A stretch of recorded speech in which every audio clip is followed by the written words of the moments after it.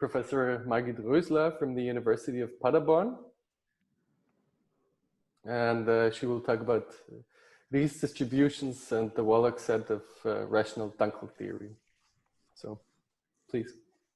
Yeah, thank you very much for your kind invitation to take part in this online workshop. So at the same time, I should already apologize because I will not be able to be present for a major part of the talks. I have exams this afternoon and tomorrow, so this also makes it impossible for me to be there tomorrow. So, but I will be there on Thursday again, and I'm very glad that I may speak nevertheless. Okay, so the topic is about Riesz distributions and the Wallach set in rational Dunkl theory. So this is a topic in harmonic analysis and relations with special functions.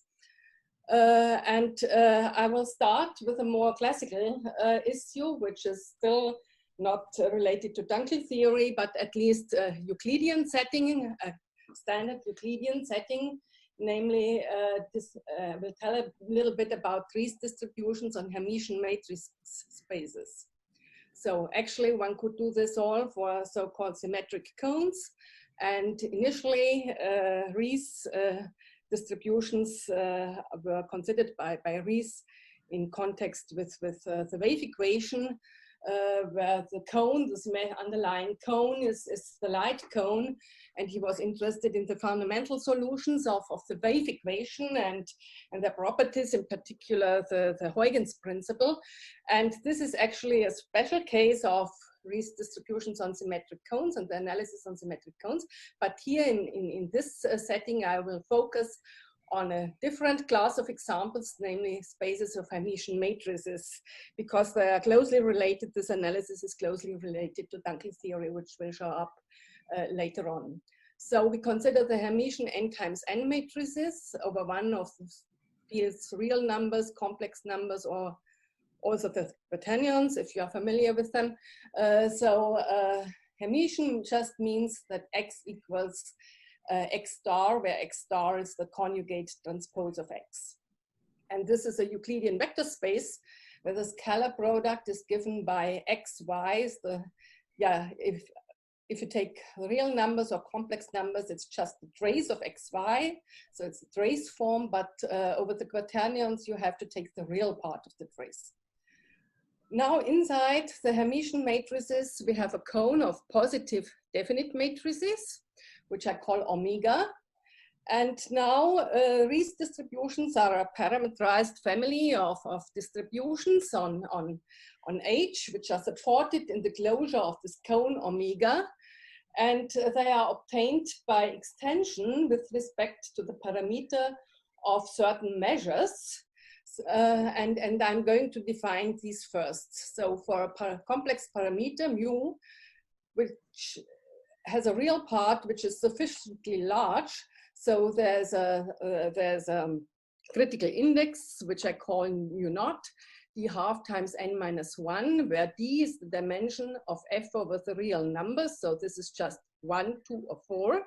I introduce this critical index, and then for mu, which are large enough, we get a complex measure by integrating test functions, here continuous functions with compact support, against a power of the determinant of x. So the power is just mu minus mu naught minus 1. So this function is integrable under our conditions on mu. Yeah, the exponent has to be larger than minus 1. And then there's still a renormalization factor by a gamma function. This is sort of regularization.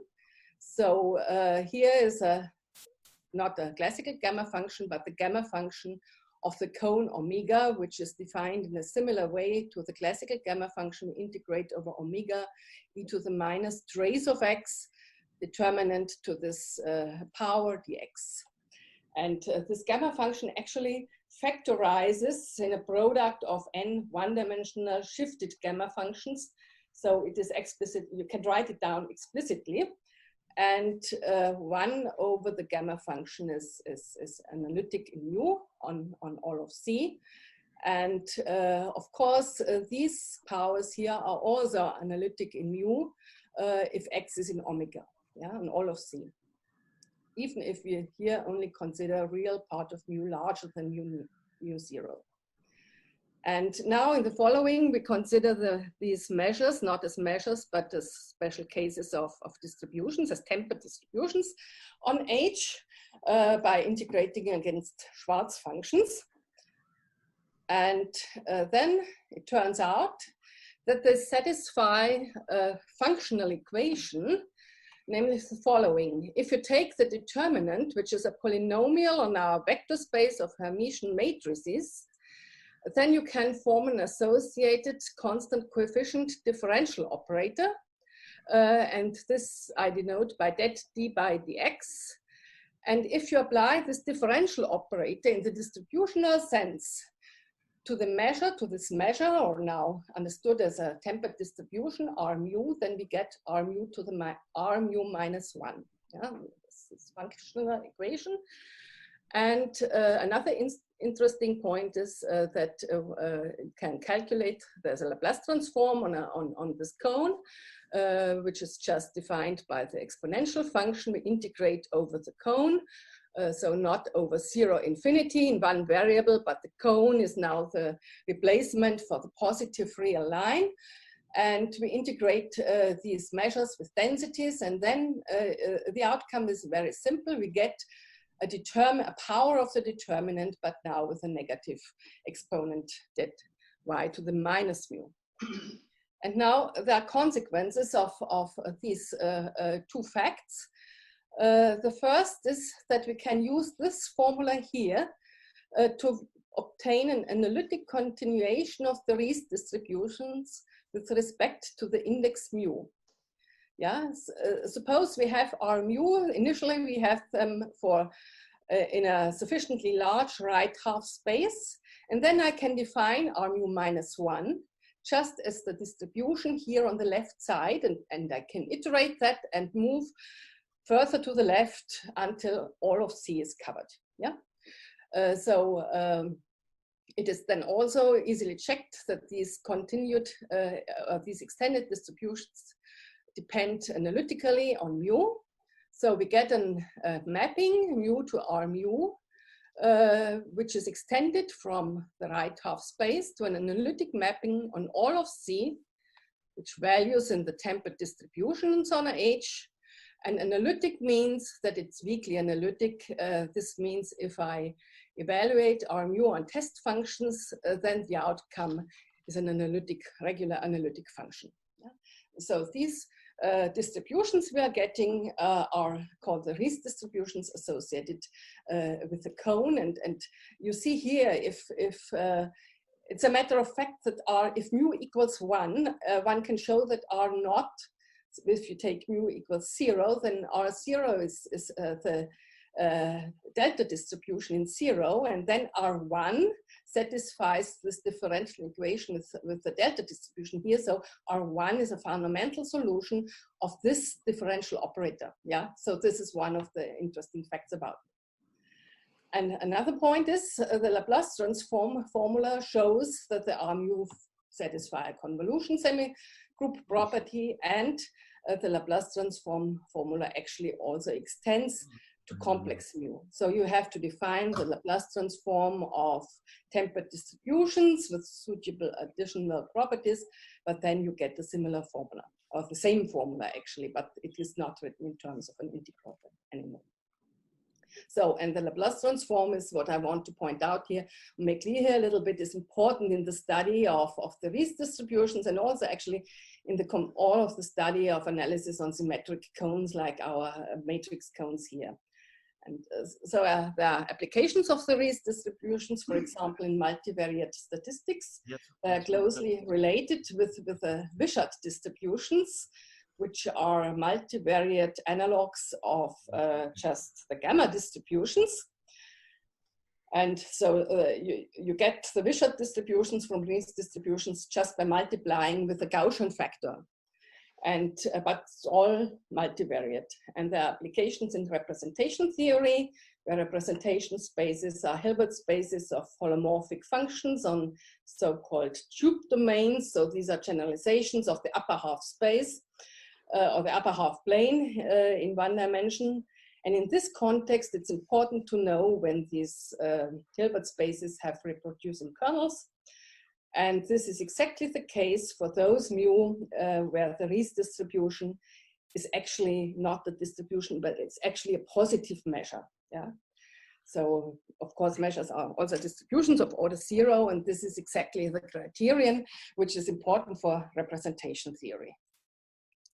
So, and now this question, when the Riesz distributions are actually positive measures, is very classical and has been solved long ago by Gindikin in 1975. And the answer is that our mu is a positive measure exactly if mu belongs to the so-called Wallach set. So it consists, is a subset of the real line, and it consists of two parts. First, the continuous part here from mu 0 to infinity. Here we already know that we have measures, because these were the measures we started with. Yeah, these were extended to the left. But then there is a finite number of equally distributed points. So the distance is just d half, where d was this dimension constant. In these points, so the Riesz distributions indexed by these points are also measures.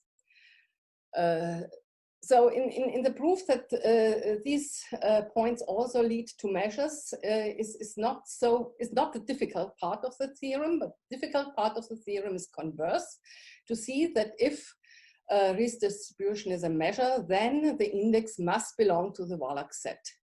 And in this context, it's important to notice that the discrete points of the Wallach sets are poles of this gamma function. So in this case, let's go back here. In this case, the red density you see here in the original definition of the Riesz measures, this becomes 0. Yeah, and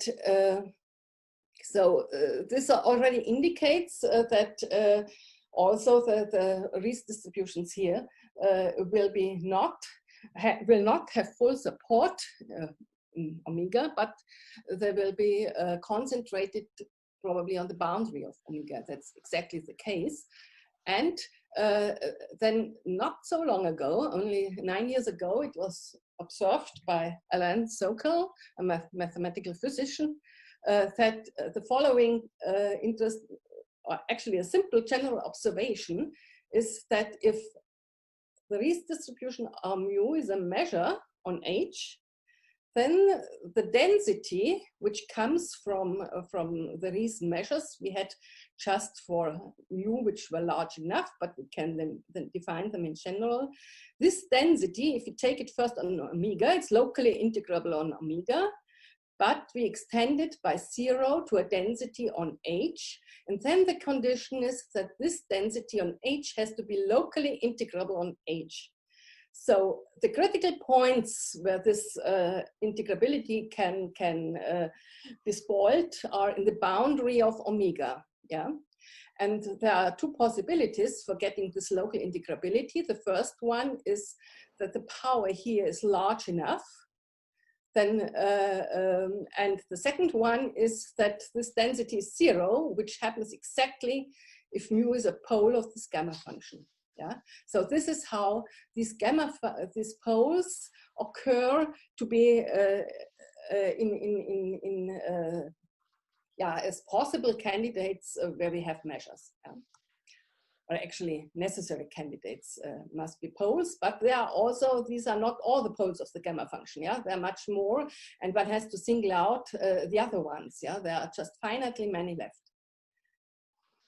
So it's important to notice, as I mentioned already, for the discrete Wallach points here, the Riesz distribution is no longer given by this density. Yeah? It's no longer a regular distribution given by this density, which is then 0, but it is supported in the boundary of omega, and the support becomes smaller and smaller the closer we get to 0.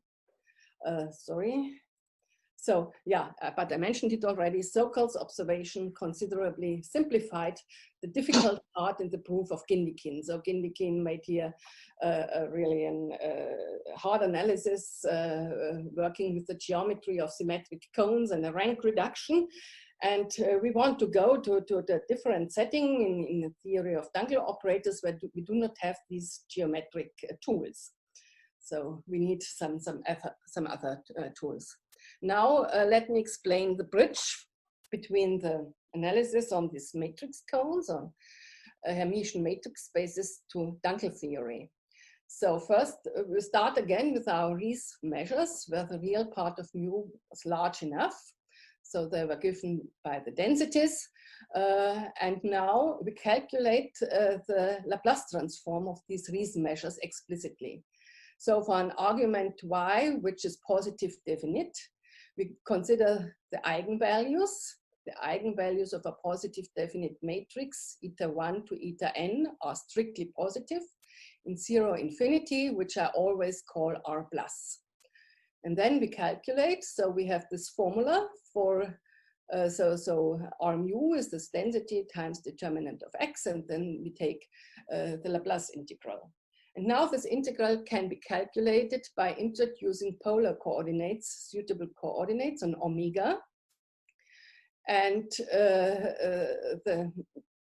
it splits up into an integral over, say, roughly speaking, the eigenvalues, which are positive, and an integral over the unitary group, which acts by conjugation. So each positive definite matrix is unitarily equivalent to a diagonal matrix. Yeah, this is in behind here. And now one gets, one gets, instead of this exponential function, a certain new function, shade d half, so it depends on the dimension constant d, minus psi, psi is the integration variable, eta is now the vector of eigenvalues of y, and from the determinant of x we get the product of eigenvalues, so this is delta psi, the product of the components psi I, and a functional determinant, which is written here. So those who are familiar with random matrices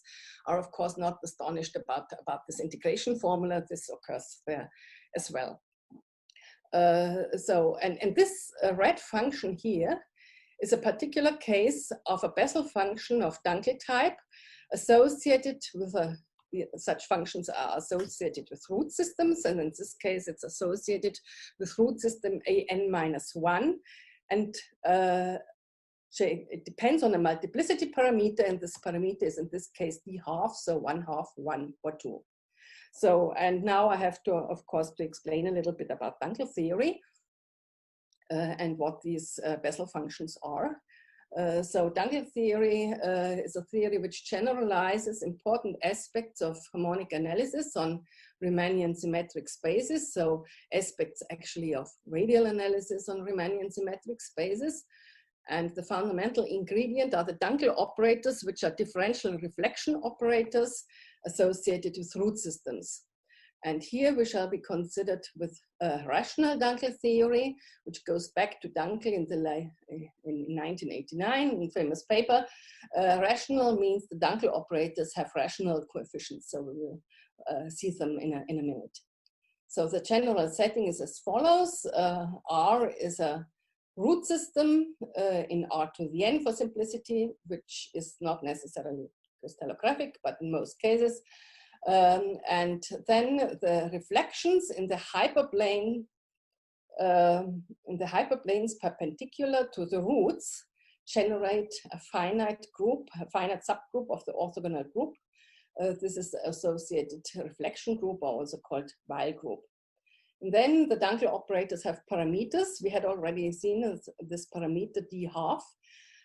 This is given in terms of a so-called multiplicity function, which is a function on the root system, non-negative, which is invariant under the action of the Weil group on the root system. So the Weil group acts naturally on the root system, and the multiplicity is assumed to be invariant. So the most important example for our talk here is root system an-1, which I mentioned already. So here the roots are just the arbitrary differences of standard basis vectors in R to the n. And such a root acts on R to the n, on functions on R to the n, sorry, by just permuting the coordinates xi and xj. These are transpositions, and they generate the full symmetric group. So the Weil group is a symmetric group which acts on permutation by permutation of the coordinates. And actually here, there's only one Weil group orbit on the root system. So we have one real multiplicity parameter, which is here always assumed to be non-negative. So now the Dunkl operators associated with R and K are modifications of the usual partial derivatives. So xi is the partial derivative in direction xi.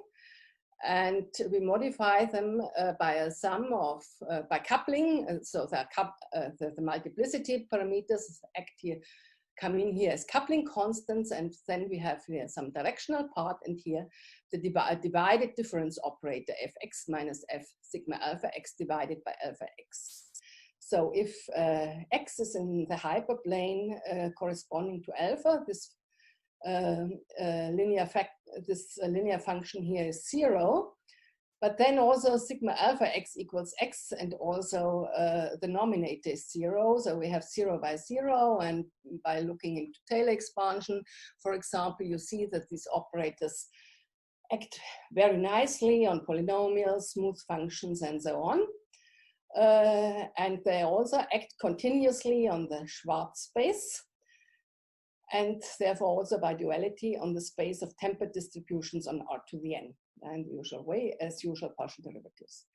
And the most important property of these operators is that they commute, which was calculated by Dunkl in this famous paper. So we get a commutative algebra of Dunkl operators generalizing the commutative algebra of partial differential operators with constant coefficients. So yeah, if the multiplicities are all 0, then we just get the usual partial derivatives. And we write these operators as pt, p a polynomial function on R to the n, and it is obtained, loosely speaking, by replacing the coordinate function xi by the corresponding Dunkl operator in basis direction ei. Now these commuting Dunkl operators have a nice solution of the joint eigenvalue problem. So actually, it's as follows. There is a unique analytic function, E, always depending on K, but I will usually not denote the K here, on Cn times Cn. This is the Dunkl kernel, which is if you fix the second variable, the spectral variable, then it's a joint eigenvalue of all Dunkl operators T xi from R to the n, and the eigenvalues are here. And uniqueness requires some normalization, so it has also to be normalized to have value 1, 0. So this is an important existence result, and but matters are easy if we just have the usual partial derivatives. Then this Dunkl kernel is just the usual exponential function, where here the brackets denote a bilinear extension of the scalar product on R to the n, the standard scalar product to Cn. So not Hermitian, but bilinear. Yeah. If you take the partial derivatives, then you really get that this eigenfunction equations are satisfied for the usual partial derivatives. Okay, so the Dunkl kernel generalizes the usual exponential function, and it has some further nice basic properties. It's symmetric in its arguments. It has certain invariance properties on under scaling and under the action of the Weil group. Now, I mentioned before Bessel function. Now, the Bessel function is obtained by taking the Weil group mean with respect in one coordinate, so of the Dunkl kernel in one coordinate. So we get a Weil group invariant function. It's also a Weil group invariant in the second argument. And now these functions here have a geometric meaning. So if the root system is crystallographic, and for special values of the multiplicities, these Bessel functions can be identified with the spherical functions of flat symmetric spaces. So for certain half integer values of the multiplicities. Let me give two or just indicate two examples. The rank 1 case, here the root system just consists of two vectors in R plus minus 1. The Weil group consists of two elements. It's generated just by the reflection, which sends x to minus x. Yeah? And in this case, the Bessel function, if we have multiplicity k, we have just one multiplicity parameter k, is given in terms of a normalized one variable, classical one variable Bessel function of first kind of index k minus 1/2 at I times xy. So this is why capital J is called a Bessel function. Yeah?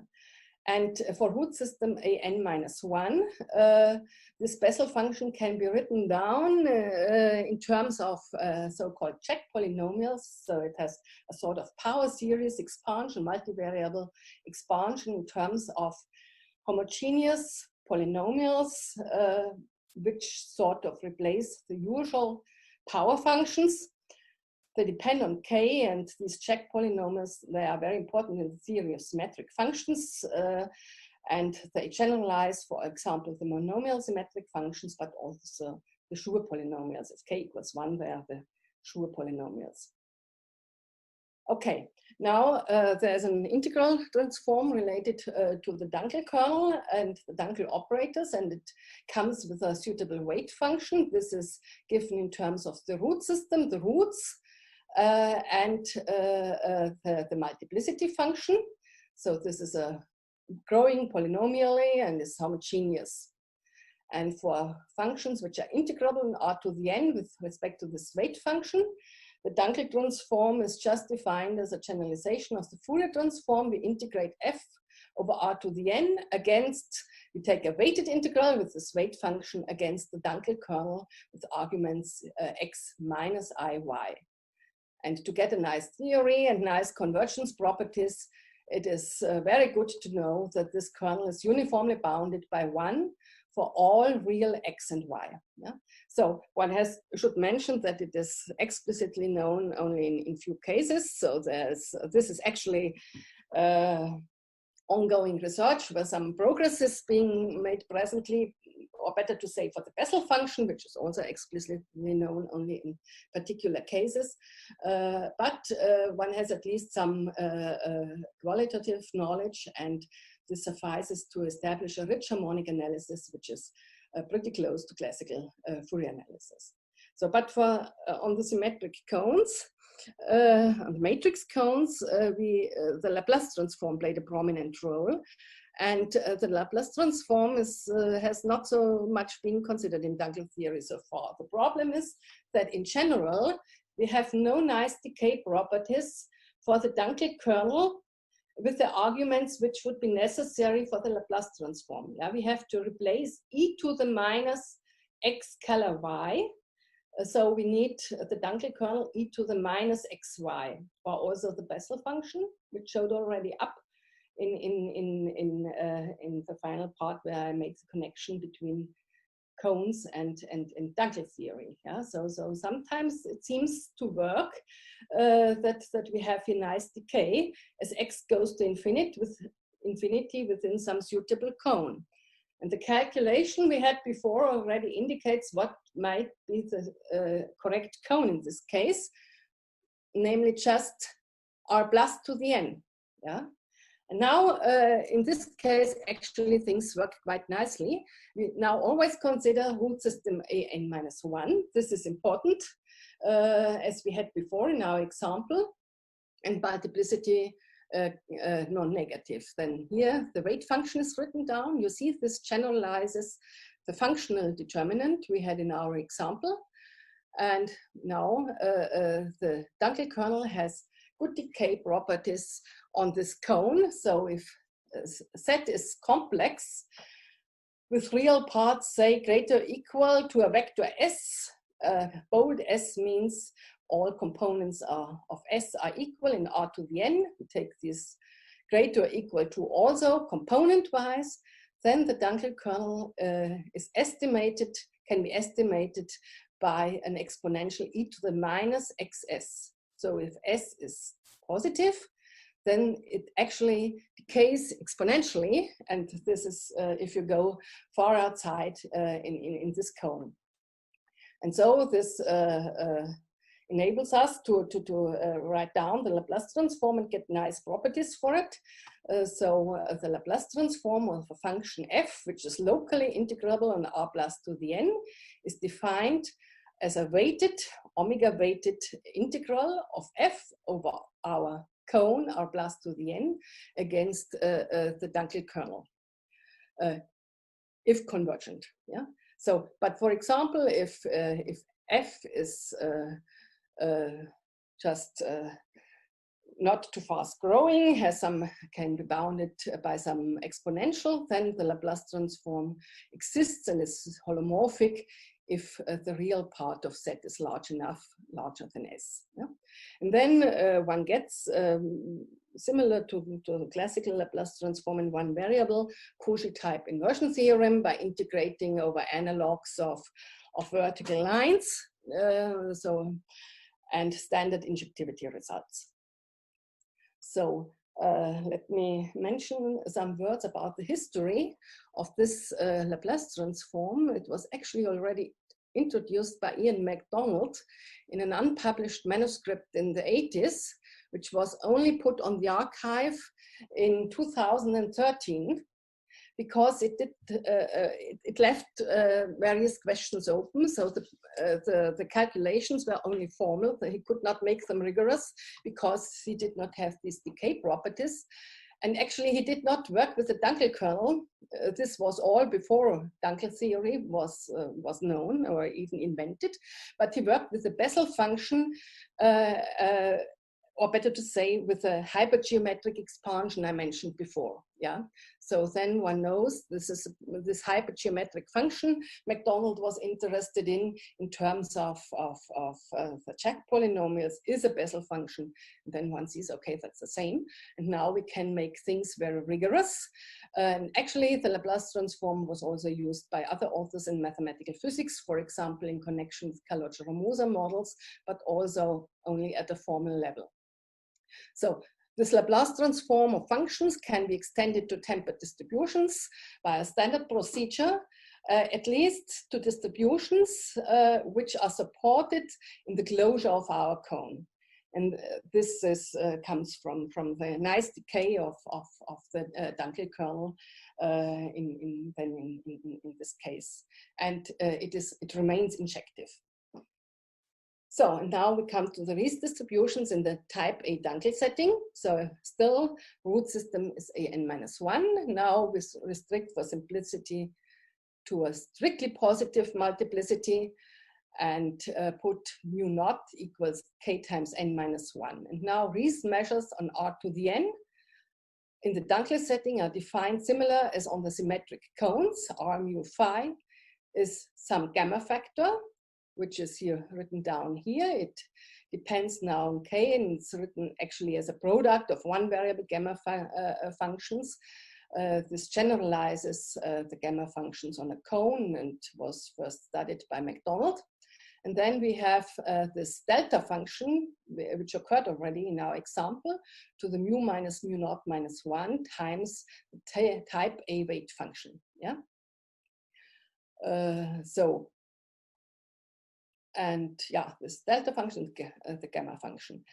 And these distributions were first considered, as far as I know, by Leo, a PhD student of Yuri Beres in his PhD thesis, which is unpublished, but you can, he found, so he studied really fundamental solutions of certain differential operators and Riesz distributions in this context. And he found that, as in this case of matrix cones, again, the Riesz distributions can be extended analytically with respect to the index mu. Just as we had in the cone setting, again, we get tempered distributions, and this extension is carried out, can be carried out because we have again a functional equation between R mu and R mu minus 1, first for the measures, and then it's used as a definition for extension of the distributions. And here, we had originally the determinant of d by dx, and this is replaced by the delta function of the Dunkl operator. So the Dunkl operator associated to this delta polynomial, yeah, applied to R mu gives R mu minus 1. Okay, and then, but this was the end of the considerations in the thesis, because there was no Laplace transform. Leo had no Laplace transform, and with the Laplace transform, you can do some more things. So first, it's easily seen that the Riesz distributions are Sn invariant, and they are all supported in the closure of our cones, or of our orthant. So we can define the Laplace transform, yeah, as I mentioned before, and one can calculate that, and the outcome is again delta of y, if y is in the cone, to the minus mu, yeah. And R naught equals delta naught, because the Laplace transform of R naught is, as you see here, if mu is naught, then it's 1, and the Laplace transform of delta naught is also 1. Yeah? But the proof of 2 is different, a bit different from the symmetric cone case. It's based on hypergeometric expansion, this hypergeometric expansion of the Bessel function in terms of check polynomials and integral formulas of McDonald's involving check polynomials. Now, the question is, which I want to answer, which of the Riesz distributions are actually positive measures? And there's indeed a full analog of Gindikin's result.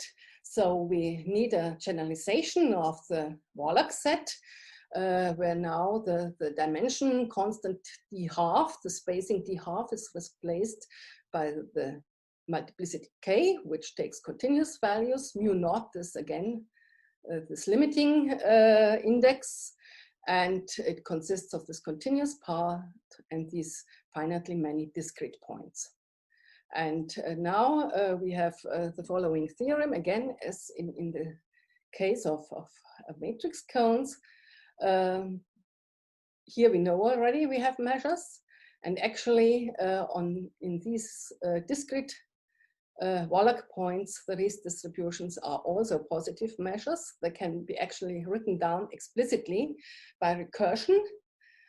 They are supported in the strata of the cone, so in the boundary parts of suitable dimension, and the support shrinks the further we go down to 0, and in 0 it's just 0. Yeah, mu naught, the support is the full boundary, and so it goes down step by step. The support of RKJ consists exactly of those x in the boundary where exactly j components of x are different from 0. And our mu is a positive measure if and only if mu belongs to this generalized Wallach set. So for the proof of the first two parts, one has to guess. So it's good to guess the candidate for these measures and show by calculation that these measures have the same Laplace transform as the Riesz distribution. We know the Laplace transform of the Riesz distribution, and then use injectivity of the Laplace transform on distributions. So the part 3 is the more difficult one, or yeah, okay, it's all a bit different from the analysis on symmetric cones in some respect.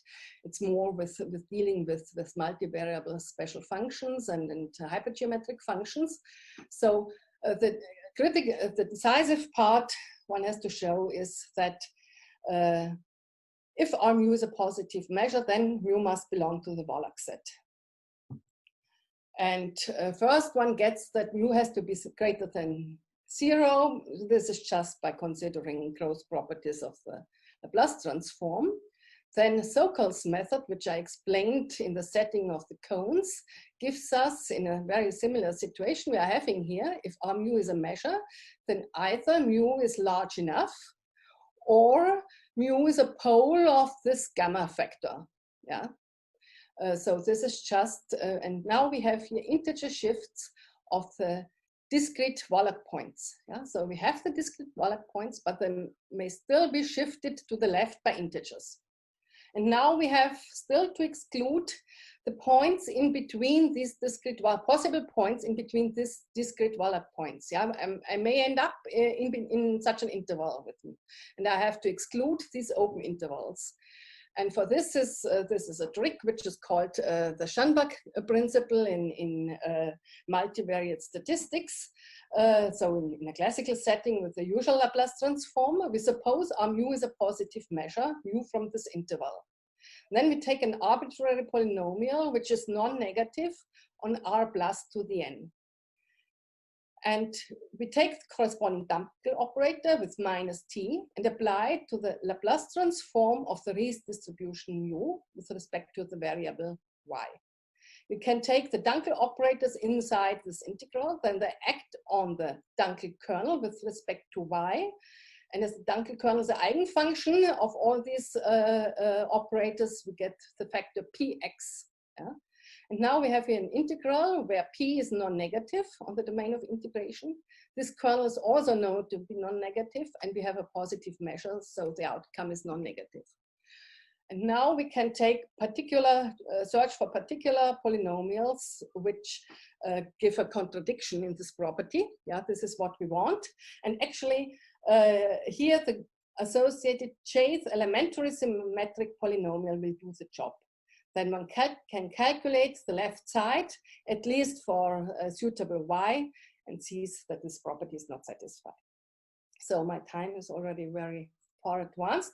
I would just like to mention some further relevance of the generalized Wallach set.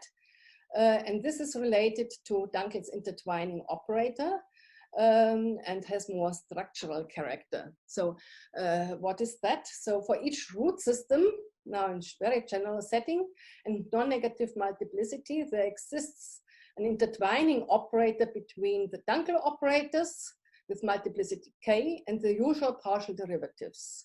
So this is a unique linear isomorphism of the space of polynomials, which preserves the degree of homogeneity and satisfies this intertwining property. And it is known, and this is useful in harmonic analysis, it's known for a long time that Vk is positive, which means that non-negative polynomials are mapped to non-negative polynomials. Now, if we consider different multiplicities, we can consider the intertwiner between Dunkl operators with the corresponding different multiplicities, k prime and k. And they are intertwined by this composed intertwining operator, vk prime, circ vk to the minus 1. Now it has been an old, long-standing conjecture actually that if, so we have always multiplicity on the same root system, but if all multiplicity, prime multiplicity parameters are greater or equal than those of k, then this composed intertwining operator should be positive. Equivalent is the statement that there exist compactly supported probability measures on R to the n such that the Dunkl kernel with multiplicity k prime has a positive integral representation with respect to the Dunkl kernel with multiplicity k. Yeah. And this conjecture is actually true in rank 1. And so for the Dunkl kernel in rank 1, and then it also holds for the Bessel function in rank 1, which is just a one variable Bessel function. And in this case, this is just a classical, very old formula of Sonin for integral representations of one variable Bessel functions. And we call it, so in the general case, also Sonin formula. But in general, this conjecture is not true. in higher rank, and this is, from my point of view, a very interesting fact.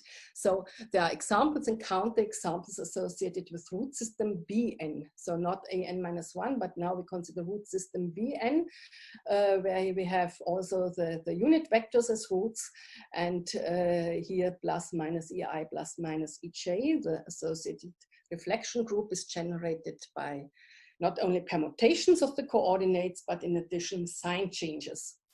And now we have two Weyl group orbits on the root system, and accordingly two multiplicity parameters k1 and k2. And we take k1 on the short roots, k2 on the long roots, k1 larger than 0, greater or equal to 0, and k2 larger than 0. Now we consider multiplicity k prime, where k1 is actually larger, is increasing, and k2 is the same. So k prime is greater or equal to k. And then we have the following. We have a necessary condition for the positivity of this composed intertwining operator and a sufficient condition. The necessary condition is if this operator is positive, then we are again in a situation as in the considerations of Sokal, either H is large enough or H is contained in a certain discrete set. So this is again sort of discrete part of a Wallach set with shifts. Yeah? So there are lots of positive H, numbers H, for which this intertwining operator is not positive. Yeah? But there's a sufficient condition. If H belongs to the generalized Wallach set according to corresponding to K2, yeah, this is here the parameter showing up here, then this intertwining operator is positive. Well, we have here a restriction at least on Weyl group invariant polynomials. So this is still not the full result. Yeah, here we do not get rid of these shifts, and here we still have the restriction on Weyl group invariance, but it is at least some result which indicates that there's some interesting things going on, and this proof is really heavily based on a multivariate special function theory. So the references, this is contained last part in this recent paper, and yeah, here we have for the necessary condition, this is contained in this paper, and the matter about the Riesz distributions and Laplace transform is the first one. Yeah, I did not look at my watch. I think time is long. It's over since quite a while. So thank you very much for your attention. Well, thank you very much for this interesting talk. Yeah, in view of the time, I would suggest to keep the Q&A session maybe a little shorter. So are there any questions?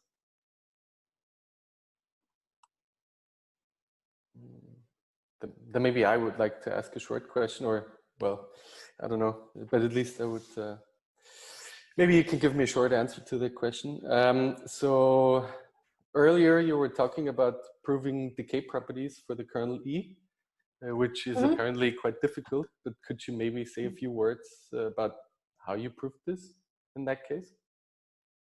Yeah, so an important thing about the, no, about the, now I'm having problems to get back, about the decay property is that you have a free direction. So the root system an-1 does not span all of R to the n. So you have a free direction. The rank is only n-1. And in this free direction, the Dunkl kernel has an exponential factor. This is one important ingredient. And the other one is, you can do it in several ways, but I did it by using a positive integral representation for the Dunkl kernel, which is just the particular case of such a Sonin formula, but here it's actually then a Bochner integral representation. If k is 0, then we have here the usual exponential. And if k prime is greater than 0, then this has a positive integral representation. And one can work with this integral representation in order to prove this result. So here it's real, but really the decisive point is the free direction perpendicular to the subspace which is generated by the roots. Thank you very much. Are there any other questions? Yeah, I would like to ask. Yes, I'm please. just curious that why you are restricting to only one type of root system, an-1 type. Can we? Exactly. Yeah, sorry. Exactly for this reason. Yeah, this is a good question. Exactly for this reason, because we need this free direction. So the root system an-1 is not effective. We have a free direction, which gives us then the exponential decay. If I consider, for example, root system Bn, I would not have such a, one could not expect such decay properties. Yeah, they're sure. I mean, I did not try to really disprove that there is some reasonable decay, but it's highly, you cannot expect that. Yeah, this is exactly the reason. Now, of course, you could think, okay, I take root system Bn, say, in R to the n, and then I add some additional direction, yeah, so embed that into a larger Euclidean space, dimension increasing 1, and then I have a free direction. Then you can do this analysis, but it's probably not really interesting. Yeah, there's the structure is not the correct one. Thank you. Thank you very much. Although we're running late, I would suggest we have a short break at least, nevertheless, because from my experience, Zoom presentations are a little more exhausting than once given in a lecture hall. So, Professor Anker, would it be okay for you if we start at 10:50 instead of 10:40, or would you prefer to start on time? I didn't understand which time did you suggest? So your talk is scheduled for 10:40 actually. Yes. So if we start at 10:50 instead, would this be okay for you? Yes, fine. I think it would be good to have a Yes. say a 10-minute break, because okay.